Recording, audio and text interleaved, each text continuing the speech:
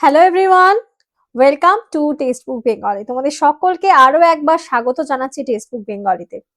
আজকের ভিডিওটা বলতে পারো যুদ্ধ যুদ্ধ নিয়ে এত কিছু চলছে, তাহলে কি সত্যি আমেরিকা এবং ইরানের যুদ্ধ শেষ হয়ে গেল? ভিডিওটা থাকছে কিন্তু সেই বিষয় নিয়েই। যারা যারা দেখছো প্রত্যেকে যদি নতুন হয়ে থাকো চ্যানেলটাকে অবশ্যই সাবস্ক্রাইব করবে এবং ভিডিওটাকে কিন্তু শেষ অবধি দেখতে হবে। তাহলে চলো, আজকের হেডিংটা দেখতেই পাচ্ছ, আলটিমেটাম আমেরিকা ইরান। আমেরিকা ইরানের সংঘাত এবং 10 দফা দাবি, সেটা কিন্তু ইম্পর্টেন্ট হতে চলেছে আমাদের পরীক্ষার দিক থেকেও কি বা একজন ভারতবাসী হিসেবেও সেটা আমাদের জানাটা খুব দরকার। ডোনাল্ড ট্রাম্পের চূড়ান্ত হুমকি কি এবং তার পাল্টা জবাব ইরান কি দিয়েছে, চলো দেখে নেওয়া যাক। ট্রাম্পের স্পষ্ট হুঁশিয়ারি, যেটা ছিল 48 ঘন্টার চরমপত্র। কি ডোনাল্ড ট্রাম্প কিন্তু যেই সিজফায়ারের কথা বলেছিল এবং লাস্টে আলটিমেটাম দিয়েছিল যে আমরা আজ রাতের মধ্যেই অনেক কিছু শেষ হয়ে যাবে, এবিসিডি অনেক কিছু, বাট আলটিমেটলি কি সেটা হলো? ডোনাল্ড ট্রাম্পের 48 ঘন্টার আলটিমেটাম জারি এবং যেখানে ইরান আমেরিকার চুক্তি গ্রহণ না করলে ভয়াবহ পরিণতির হুমকি। রাত 8টার পরে আলটিমেটামে সময়সীমা কিন্তু শেষ হবে, যেটা ওদের ওখানকার রাত 8টা ছিল, সেটা আমাদের মনে হয় বুধবার সকাল 6টা ছিল। আমেরিকার কৌশল যেখানে বলছে পজ অ্যান্ড নেগোশিয়েট। আমেরিকা কিসে এলো? ওই কদিন তোমাদেরকে ক্লাসে পড়াতে পড়াতে আমি বলছিলাম যে আমেরিকা এখন বলছে ভাই তোরা যা খুশি কর, আমি এবার চললাম। বলছে এই যে 45 দিনের যুদ্ধ বিরতি, যেখানে যুদ্ধ সাময়িকভাবে স্থগিত রাখা হবে। আলোচনা শুরু নতুন শর্ত নিয়ে, কিন্তু কূটনৈতিক আলোচনা, যেখানে 3টে মূল দাবি ছিল যেটা আমেরিকা রেখেছিল। পারমাণবিক কর্মসূচিকে সীমাবদ্ধ করতে হবে, ক্ষেপণাস্ত্র উন্নয়নে বাধা রয়েছে, সবগুলো করতে পারবে না, এবং আঞ্চলিক প্রক্সিগুলোর সাথে সম্পর্ক ছিন্ন করতে হবে। এবং সব থেকে বড় কথা, সারাক্ষণ এই যে ডোনাল্ড ট্রাম্প বলে চলেছে স্ট্রেট অফ হরমুজের নাম করে দাও স্ট্রেট অফ ট্রাম্প, মানে এই যে কিছু কথা বলেছিল ট্রাম্প, এবং ইরান কিন্তু সেটা সোজাসুজি ভাবে প্রত্যাখ্যান করেছে, যেটা বলছে একটা অবিশ্বাসের ফাঁদ। সাময়িক যুদ্ধবিরতি আমেরিকার জন্য পুনরায় সাংগঠনিক হওয়ার একটি কৌশল মাত্রা ছিল। ভৌগোলিক অবস্থান, যেখানে বলছে কৌশলগত অঞ্চলে যে নিয়ন্ত্রণ, আর ইরান দুর্বলতা থেকে নয় বরং আক্রমণাত্মক অবস্থা থেকে আলোচনা করছে। ইরান কিন্তু সেইভাবে কখনোই দমেনি এবং দমবে না। আর কি বলছে, এই যে সংঘাতের রূপরেখা আমরা যদি দেখি, সাংঘর্ষিক লক্ষ্যমাত্রা, যেখানে সময়সীমা বলেছে 45 দিনের সাময়িক বিরতি, যেখানে স্থানীয়ভাবে যুদ্ধের সমাপ্তি। পারমাণবিক কর্মসূচি, যেখানে কর্মসূচিতে সীমাবদ্ধতা, অর্থাৎ এটাও বলেছে যে ইউরেনিয়াম, ইরান তো উত্তর দিয়েই দিয়েছে যে আমাদের এখানে কতগুলো ইউরেনিয়াম আছে সেটা নিয়ে যেন কেউ মাথা না ঘামায়। কোনো রোল ব্যাক হবে না, ইরান বলেছে নিরাপত্তার জন্য জরুরি। যেখানে আমেরিকা বলছে রেঞ্জ এবং উন্নয়নে বাধা, সেখানে মানে ওই যে তোমাদের মিসাইল গুলো বলতাম মনে আছে যে এটা কত রেঞ্জ, কতটা দূর অব্দি যেতে পারে, সেই সব নিয়ে কিন্তু। হ্যাঁ, ক্ষেপণাস্ত্রর ক্ষেত্রে, মিসাইল ক্ষেপণাস্ত্রর ক্ষেত্রে কর্মসূচিতে কোনো বিধিনিষেধ মানা হবে না, পাল্টা উত্তর কিন্তু দিয়ে দিয়েছে ইরান। বলছে প্রক্সি বাহিনী অর্থাৎ সম্পর্ক ছিন্ন করতে হবে, মিত্রদের সম্পূর্ণ সুরক্ষা নিশ্চিত করতে হবে, এবং ইরান সমানেই বলে যাচ্ছে যে আমাকে যারা মিত্র দেশ, যারা আমার এখানে আসছে তাদের সুরক্ষা নিশ্চিত করার দায়িত্ব আমার, আমি সেটা করব। অর্থনৈতিক স্থায়িত্ব রক্ষা, যেখানে এই যে বললাম ইরানের 10 দফা পরিকল্পনার ভিত্তি কি কি রেখেছে, ইরানের কথা কিন্তু বলছি এখানে। বলছে যে আমেরিকার বোমা বর্ষণে যেটা ধ্বংস হয়েছে, সেই ধ্বংস হওয়া অবকাঠামোকে মেরামতের জন্য যুদ্ধের সম্পূর্ণ খরচ দিতে হবে। আমেরিকার সমস্ত নিষেধাজ্ঞাকে প্রত্যাহার করে নিতে হবে, আমেরিকা যেগুলো যেগুলো করেছিল সেগুলো সমস্তটা প্রত্যাহার করতে হবে। অর্থনৈতিক মুদ্রা, তেল রপ্তানি বাঁচাতে এটি অপরিহার্য। যে ট্যারিফ গুলো চাপিয়ে দিয়েছিল ট্রাম্প, সেগুলো তুলতে হবে। চূড়ান্ত প্রতিরক্ষা, অ্যাবসলিউট ডিফেন্সে কি বলছে, যুদ্ধের স্থায়ী সমাপ্তি করতে হবে, সাময়িক বলে কিছু হয় না, পার্মানেন্ট করো, কোনো সাময়িক বিরতি নয়। জাতিসংঘ কর্তৃক নিরাপত্তা গ্যারেন্টি করতে হবে, আমেরিকা এবং ইসরায়েল আর হামলা করবে না, এটা পার্মানেন্টলি কিন্তু চুক্তিবদ্ধ করে জানাতে হবে। পারমাণবিক কর্মসূচি কোনো রোল ব্যাক নয়, অর্থাৎ প্রতিরোধের হিসাবে ইউরেনিয়ামের সমৃদ্ধকরণ। আমরা প্রতিরোধ করার জন্য আমাদের কাছে কতটা ইউরেনিয়াম রাখছে সেটা আমাদের ব্যাপার, সেই নিয়ে কাউকে নাক গলাতে হবে না, এটা ইরানের বক্তব্য। আর ক্ষেপণাস্ত্রের কর্মসূচিতে কোনো রকম বিধি নিষেধ রাখলে চলবে না। আমি আবারও বলছি, এটা কিন্তু ইরানের বক্তব্য। আঞ্চলিক অধিপত্যর ক্ষেত্রে কি বলছে? রিজিওনাল ডমিনেন্সে আঞ্চলিক শত্রুতার অবসান ঘটিয়ে বলছে যে হুতি বা হাইতি এবং হিজাবুল্লাহর মতো মিত্রদেরকে সুরক্ষা দিতে হবে। এই যে বলতাম যে তোমাদের রেভিলিয়ান যে গ্রুপগুলো রয়েছে না, হিজাবুল্লাহ, হাউদিস, এইদেরকে বলেছিল এদের সাথে সম্পর্ক বিচ্ছিন্ন করতে, বাট ইরান কিন্তু সেটা করবে না। হরমুজ প্রণালী নিরাপদ, ইরানের আনুষ্ঠানিকভাবেই নিয়ন্ত্রণ যেরকম এতদিন ছিল সেটাই থাকবে। আঞ্চলিক শক্তির স্বীকৃতি, মধ্যপ্রাচ্যের সব থেকে শক্তিশালী দেশ হিসাবে কিন্তু মর্যাদা পাচ্ছে। আর এটা হুমকিবিহীন আলোচনা, কোনো আলটিমেটাম চলবে না।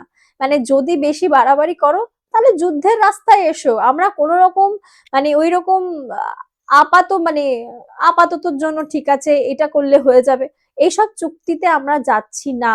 যা হবে একদম অ্যাকিউরেট হবে, এটা ইরানের দাবি। আর কি বলছে? চরম ফ্ল্যাশ পয়েন্টে বলছে হরমুজ প্রণালী, যেটা নিয়ে এত কিছু বিগত 1 মাস ধরে আমরা যেটা নিয়ে এত কিছু দেখছি, বিশ্বের অন্যতম গুরুত্বপূর্ণ তেল সরবরাহ রুট। এখানে ইরান চায় হরমুজ প্রণালীর তাদের একক নিয়ন্ত্রণেই থাকবে, আন্তর্জাতিকভাবে স্বীকৃতি হোক এবং তাদের অনুমতি ছাড়া কোনো জাহাজ সেখান দিয়ে যেতে পারবে না। আর ট্রাম্পের প্রণালী খোলার দাবিতে জবাবে ইরান কটাক্ষ করেছে, আমরা চাবি হারিয়ে ফেলেছি। এটা বেশ ভালো বলেছে যে ইরান বলছে আমরা এখানে চাবি হারিয়ে ফেলেছি। আর এই চূড়ান্ত হুমকি এক রাতেই পুরো ইরান শেষ করে দেওয়া কি সম্ভব? ইরানের জনগণ বোমার শব্দ শুনতে চায়, কারণ তারা স্বাধীন হতে চায়। এটা হচ্ছে ডোনাল্ড ট্রাম্প, এটা ডোনাল্ড ট্রাম্পের বক্তব্য ছিল। ট্রাম্প অনেক কিছুই বলছে, অনেক কিছুই করছে, বাট যখন মানুষ দেখবে হেরে যেতে বসেছে বা একটা সময় পর, দেখো ইরানকে অত সহজে ধ্বংস করা তো মুখের কথা নয়। আর ইরানকে বেছে নেওয়া হয়েছিলই যেই কারণে, সেই কারণও কিন্তু দমাতে পারবে না, অতটা সহজ নয়। আর বিশেষ করে যেই দফাগুলো রয়েছে সেটা যদি ইরান ইউএসএ যদি মেনে না নেয়, তাহলে কিন্তু ভাই বিরতি যুদ্ধের আনাটা একটু কঠিন আছে। দেখা যাক পরবর্তী সময় আরো কি কি আপডেট আমরা পাই, সেটা অবশ্যই তোমাদের সাথে শেয়ার করব। এই ভিডিওতে এইটুকুই রাখলাম। আর যেটাও আলাদা আলাদা বিষয় যদি আমরা দেখি, সেখানে আর বিশেষ ইনপুট তোমরা যদি দেখো, সেখানে কিন্তু পাওয়ার গ্রিড যেটা বলেছিল যে শক অ্যান্ড যেই প্যারালিসিস কৌশল করতে চেয়েছিল 2003 সালে, ইরাক যুদ্ধের মডেল, রাতারাতি ব্যাপক বিমান হামলা করেছিল, ম্যাসিভ ওভারনাইট এয়ার স্ট্রাইক করেছিল পাওয়ার গ্রিডে, অয়েল রিফাইনারি এবং মিলিটারি বেসিস। আর যেটা ছিল কম সিস্টেম, যেটা যোগাযোগ ব্যবস্থা, কমিউনিকেশন সিস্টেমকে নষ্ট করার জন্য। আর মনস্তাত্ত্বিক অধিপত্য এবং কয়েক ঘন্টার মধ্যে সরকারের সম্পূর্ণ অকার্যকরিতা কিন্তু করে দিয়েছিল। সেটা আগে ছিল শক অ্যান্ড আউট, যেটা ছিল প্যারালিসিস কৌশল। আর যুদ্ধের যে মানবিক মূল্য, 28শে ফেব্রুয়ারি থেকে রিপোর্ট করা হতাহতের সংখ্যা, ইরানের ক্ষেত্রে বলছি আমি, ইরাকে 41, ইরানে 5000-এরও বেশি, ইসরায়েলে 1500, মোট প্রায় 5200 মানুষ কিন্তু নিহত হয়েছে। আর কি সংঘাত বৃদ্ধির যে সংঘাতটা, সেটা বৃদ্ধি পাওয়ার 4টে ট্রিগার পয়েন্ট কি? কূটনীতি ব্যর্থ হলে কি হবে? সক্রিয় সামরিক যে অভিযান, আক্রমণ এবং পাল্টা আক্রমণ কিন্তু চলতেই থাকবে। তারপরে তেলের বাজারে চরম সংকট দেখা যাবে। হরমুজ প্রণালী যদি নিয়ন্ত্রণে না চলে আসে, তাহলে তেলের বাজারে কিন্তু চরম, কতদিন আর সেই যতটুকু রিজার্ভে ছিল সেটুকু চলবে, একদিন না একদিন তো শেষ হবে। আর আলোচনার বদলে চরমপত্রের ব্যবহার, যে কোন রকম আলাপ আলোচনায় চলবে না ভাই, নথিপত্রে এসো। আঞ্চলিক যুদ্ধ, সংঘাত এবং বৃহৎ পরিসরে মধ্যপ্রাচ্যের অন্যান্য দেশ কিন্তু ছড়িয়ে পড়তে পারে। খাদের কিনারে মধ্যপ্রাচ্য যেটা রয়েছে, মধ্যপ্রাচ্যের সাথে একমাত্র কানেকশন যেটা এই হরমুজ প্রণালী, পারস্য উপসাগর। ইরান কোনোভাবেই আমেরিকার শর্ত কিন্তু মানতে রাজি নয়। আর ট্রাম্প চরম আক্রমণের জন্য প্রস্তুত, এটি একটি বড় চুক্তির পথকে প্রশস্ত করবে। আর ভয়াবহ আঞ্চলিক যুদ্ধের সূচনা কি হতে চলেছে, সেটাও আমরা কিন্তু দেখতে পাবো আরো পরবর্তী সময়। তো এই ছিল ভিডিওর মধ্যে যা যা বলার বলে দিয়েছি। তোমরা যদি আমাদের অর্থাৎ টেক্সট বুকের সাথে তুমি তোমার প্রিপারেশন রেডি করতে চাও, তাহলে কিন্তু অবশ্যই জয়েন করতে হবে আমাদের পেইড ব্যাচে। কারণ ওয়াইটিতে তো আমরা ফ্রি ক্লাসেস প্রোভাইড করছি, তার জন্য অ্যাপে যদি ক্লাস করতে চাও তার জন্য কিন্তু তোমাদেরকে এই যে সুপার পাস দেখতে পাচ্ছ, এই সুপার পাসে জয়েন হতে হবে। অল এসএসসি এক্সাম, অল রেলওয়ের এক্সাম, এখানে all banking, UP Bihar plus West বেঙ্গলের এক্সামের মতো পরীক্ষার প্রিপারেশন তুমি কিন্তু একটা সাবস্ক্রিপশনে নিতে পারবে। শুধু তাই নয়, ওয়েট, আরো পাচ্ছ তুমি স্টাডি নোট, যেগুলো আমরা পড়াবো সেগুলো প্রোভাইড করব। রয়েছে তোমার প্রিভিয়াস ইয়ার কোয়েশ্চেন, যেটা ছাড়া তোমার যে কোনো পরীক্ষা, এসএসসি বলো, রেল বলো, ব্যাংক বলো, সমস্ত পরীক্ষা ইনকমপ্লিট। কারণ তুমি যদি প্রিভিয়াস ইয়ার মানে কোয়েশ্চেন প্র্যাকটিস না করো। আর প্রচুর প্রচুর মক টেস্ট কিন্তু তোমাকে দিতে হবে, সাথে প্রপার অ্যানালাইসিস, আর প্র্যাকটিস করতে থাকো। আর যেটা বেস্ট পার্ট, তোমাদের এই যে অন বোর্ডিং কিট, এটাও যদি পেতে চাও কি করতে হবে, 7557050299 এই নাম্বারে তোমাকে কিন্তু 1 টাকার কুপন নিতে চাও বলে আমাকে লিখবে জাস্ট, ম্যাম আমি 1 টাকার কুপনটা আমাকে দিন। তুমি অনবোর্ডিং কিটটা নিতে চাইছো, যেখানে পাচ্ছ তুমি শর্টকাট ট্রিক্স ইবুক, রয়েছে ইনফোগ্রাফিক্স এর ইবুক, রয়েছে তোমার কনসেপ্ট এর ইবুক, প্লাস তোমার পিওয়াইকিউ প্র্যাকটিস সেট। তোমার যেটা যেটা দরকার, তোমার যদি অঙ্কের কিছু নোটস দরকার হয় তুমি সেটা ডাউনলোড করে নাও। এবং এত সুন্দর করে দেওয়া রয়েছে, তুমি সবটা কিন্তু পেয়ে যাবে 1 টাকার বিনিময়। হ্যাঁ, তবে কি ভ্যালিডিটি তোমার 2 দিনের থাকবে, এবং 2 দিনের মধ্যে তোমার যদি মনে হয় তুমি অটোপেটাকে অফ করে দিতে পারো, সেই অটোপেটাকে অফ করে দিতে পারো। একদম ইউপিআই বা ফোনপে যেখান থেকে তুমি পেমেন্ট করছো, সেখানে ম্যানেজ অটোপে বলে একটা অপশন আছে, সেখান থেকে অফ করতে পারো।